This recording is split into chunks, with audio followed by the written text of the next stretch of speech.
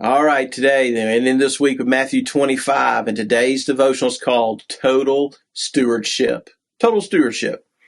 Jesus taught his disciples the importance of stewardship by using a parable concerning three servants. Each of the servants received a talent, and they were to use that talent in the master's absence. And so Jesus used the parable here to teach about genuine stewardship and true submission to the Lord. So today, as we engage Matthew 25, let us strive to increase in our ability to be good stewards. And so the first thing I want us to see is total stewardship. And what is that? That means that you and I are stewards of time, talent, and treasure. Time. How are we stewards of time? Well, God blesses us with time, and he expects us to use our time for his purpose, his honor, and for his glory.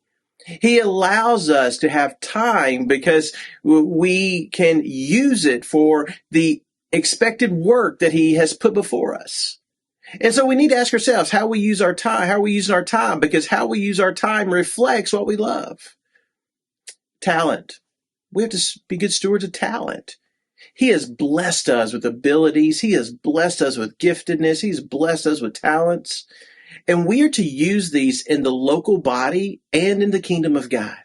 We must steward them and use them for his purpose, because we must use them to serve him and not for our own glory. It's for his glory, not ours. And so it's about the heart of properly stewarding talent. But not only that, we have to steward treasure. God blesses us with treasure. It all belongs to him. And yet the treasure of our wealth and our money that we hold dear, he calls us to give cheerfully and as stewards. But with that means that we have to understand that not only is it total stewardship, but it is purposeful stewardship. Stewardship has a purpose. It was part of the created order where he created humanity and told Adam to be the steward of the earth. And so stewardship is a part of our created nature within us. And it has a purpose. We must practice stewardship as an act of worship and as an act of submission and serving our master.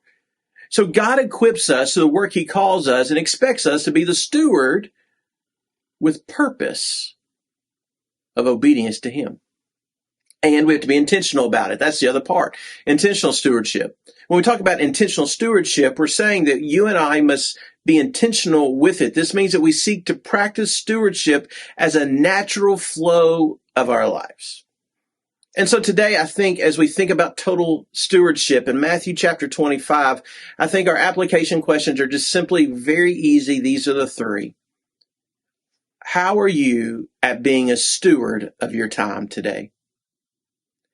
Number two, how are you at being a steward of your talent today? And the third one, how are you at being a steward of your treasure today? Keep on reading. We'll see you next week as we go into finishing up Matthew and beginning to jump in to Mark. We'll see you next week.